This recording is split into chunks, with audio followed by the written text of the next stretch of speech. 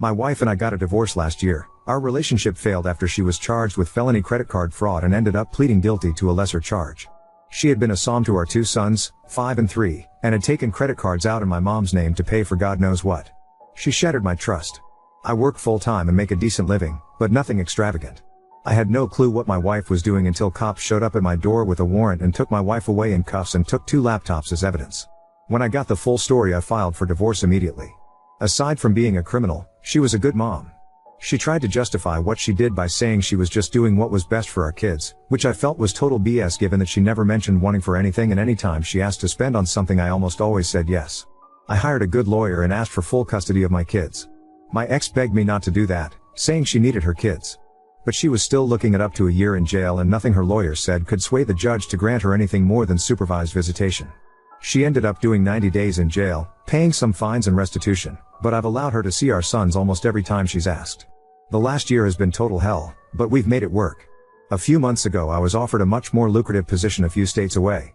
I talked with my lawyer about what it would mean if I moved and what the process was. He said that since I have full custody, I have to file a petition with the court to move. So I told my wife what I wanted to do and she exploded.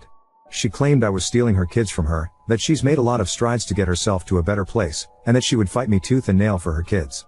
Well, I filed the petition, got the go-ahead from the courts, and accepted the job. When the judge gave his ruling, my wife burst into tears and began sobbing. It was heartbreaking. I know in my head that I'm doing the right thing for my sons. They are young enough that a move like this won't be too traumatic, but I also feel like their lives have already been completely overturned and I'm just adding more to that. As for my wife, she's a wreck. She's been begging me to reconsider the move, trying everything from guilt trips, manipulation, bargaining. It's like she's going through the stages of grief. But from my point of view, she did this to herself. She lied and broke the law. I have very little sympathy for her. I know at some point she will probably try to file for partial custody and I'm prepared for that. For now, I'm just trying to do what's best for me and my sons. Does that make me an asshole? Edit. Thank you to everyone who commented, even the ones who called me a heartless oaf for taking my sons away from their mother. This post has given me a lot of perspective and I appreciate that. A couple things I want to clear up that I keep getting asked about that I wasn't able to include in my original post. The area my sons and I live in is a smaller community. Not everyone knows everyone small, but close. The crime my ex committed was news here. It was in the paper. People know about it. I get weird looks when I'm out in public. People have stopped inviting my sons to birthday parties. I don't want my sons to be bullied and teased in school about their mother being a criminal. I am not going to permanently alienate my sons from their mother. I will make sure they are able to talk and FaceTime with her whenever they want. I will be the one who makes the drive back in order for them to see her until she is able to make arrangements to allow her to do so. I will continue to work with my ex to make sure she is included in things like birthdays and holidays. I know my sons and I will all need therapy from this. There is not good mental health help available where my previous job is. My new job offers on-site childcare and I will have access to counseling and therapy for myself and my sons that we would not have access to without moving. The schools near my new job are head and shoulders above the ones near my previous job. If my ex gets her life back on track and is able to move closer to us, I'm all for it. If she does the things she needs to do in order to petition for shared custody, I don't intend on fighting her for that. But until she does that, I will not allow her anything more than the supervised visits ruled by the court. I will also not ask for any of the court-ordered child support. We won't need it. To all the people who screamed but she's their mother. Yes, and she always will be. And I remind my sons daily that their mom loves them very much and that she wishes she can be with them like before. I am angry and resentful of my wife, but I work very, very hard to not let any of those feelings impact my sons and their relationship with their mom. Lots of comments from Oop, so a quick explanation of what the ex did. Oop, she took out multiple credit cards in my mom's name after getting her SSN somehow. Racked up about $30,000 before she got caught. My mom alerted her credit card company when she saw a couple unauthorized credit checks from different credit companies, and then the authorities got involved. I had no clue. She apparently spent most of the money on clothes and toys for the kids, makeup and clothes for herself. But that's a shitload of toys and clothes, so I find it hard to believe. Op says the kid's credit is clean. She didn't just break the law, she broke my trust. She defrauded my own mother of $30,000. My elderly mother who lives on a fixed income. My mom has spent the last year putting her life back together after a person who she loved like her own daughter betrayed her. The amount of people dismissing my ex's actions without thinking of the consequences of what she did is staggering. My ex's crime might not have been violent or abusive, but the wounds are still there and will take time to heal. The whole but she's their mother stuff is BS. She'll still get to see our sons, I will make sure she does. But she has a long, uphill climb to earn my trust back. Oop, she was a psalm by choice. She had a college degree, ironically in criminal science. Our state is a 50-50 divorce state, so she still got half our assets in the divorce, and since both our names are on our house title, she'll get half of that if we sell it. I'm no lawyer, so I don't know what identity theft does to one's credit rating, but I imagine it doesn't help it. She's not completely destitute.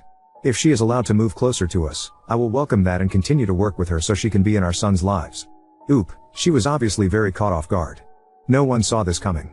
She had to go through so much BS to get her credit cleared up, get credit charges nullified, try to rebuild her credit. She wanted the book thrown at my ex and cussed out the prosecutor for offering a plea bargain. How his mother is doing now, barely getting back on her feet. She's on a fixed income, so this really put a strain on her. I will probably have to step in at some point and help her. Yet another reason I want to take the new job and increased pay. Oop, in our state her original charge was felony grand theft. That carries a 15 to 25-year prison sentence.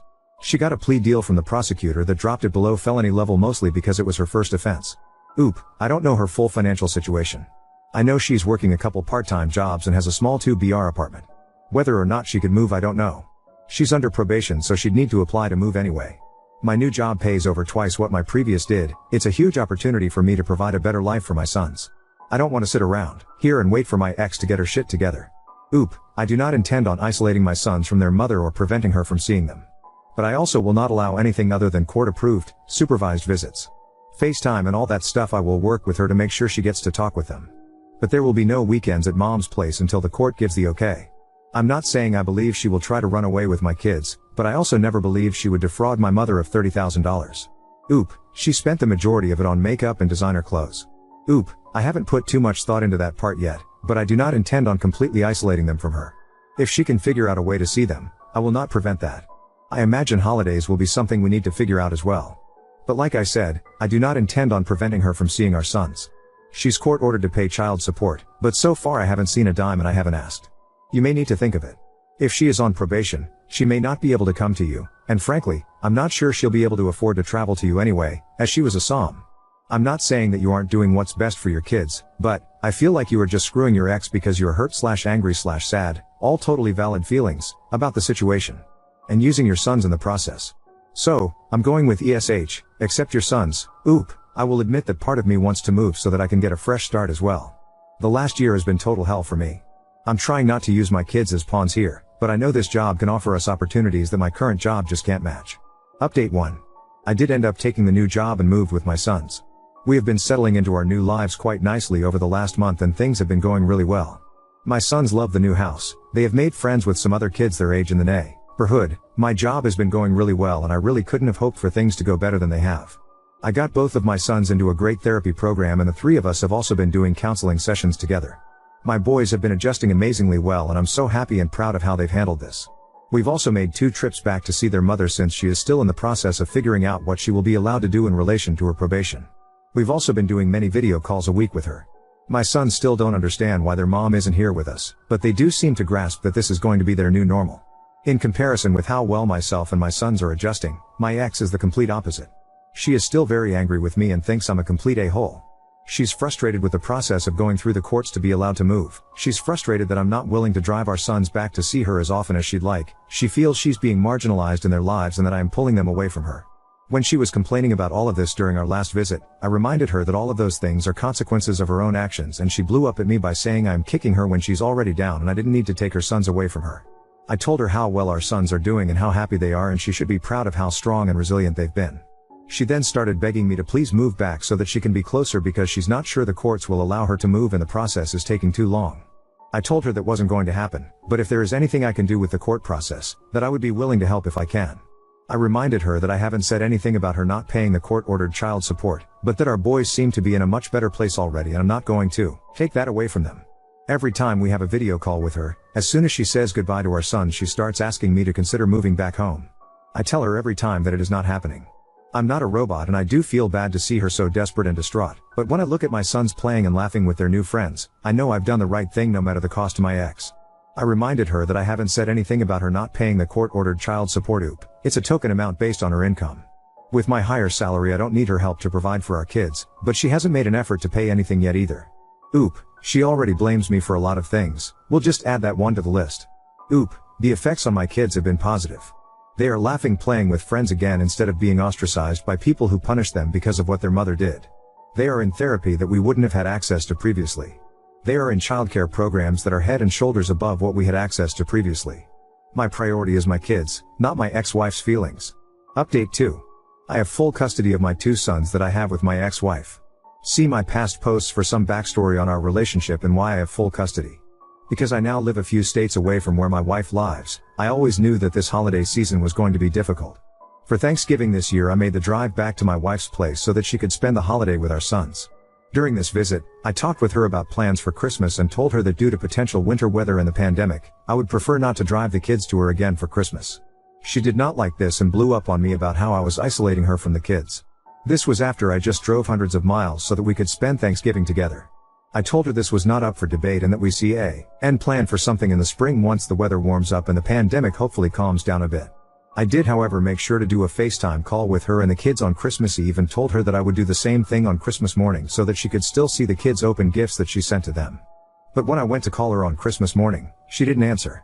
I tried back a couple of times but she didn't answer and the last time it went straight to voicemail. Then, around dinner time, the doorbell rang. It was my ex. Of course, the boys were excited to see her, but I had a serious WTF moment. For a second, I actually thought about not even letting her in the house, but my sons were so excited to show her all their new toys that I couldn't do it. After things calmed down a bit, I asked her what the hell she was doing. She said she couldn't handle a Christmas away from her kids so she made the drive to see them. I told her it was messed up she did this without telling me but she said if she told me then I would have told her not to come. I then asked her if she got the okay from her probation officer and she said of course she did. She then asked if she could stay for the night since she didn't have a hotel and I allowed her to sleep in my guest room. Before I went to sleep that night, I sent an email to her probation officer asking if she had really asked for permission to travel. Since it was Christmas weekend I didn't hear back from them right away and my ex left the next day to head back home. That Monday, I got an email from the probation officer thanking me for reaching out to them and asking for a little more information which I provided. A couple days later I get a call from my ex and she's screaming at me and calling me an asshole for contacting her probation officer. Apparently she hadn't told them or asked them and now she could potentially land back in jail. She is accusing me of purposely trying to get her sent back to jail so that I can keep our kids away from her forever. That was never my intention, but I can kind of see why it looks like that to her. Does contacting her probation officer make me an asshole? Now on to second story. Brother disinvited me from his wedding after I mentioned bringing my boyfriend. Now my parents are pressuring me to apologize and reinstate. I, 27 male, am gay.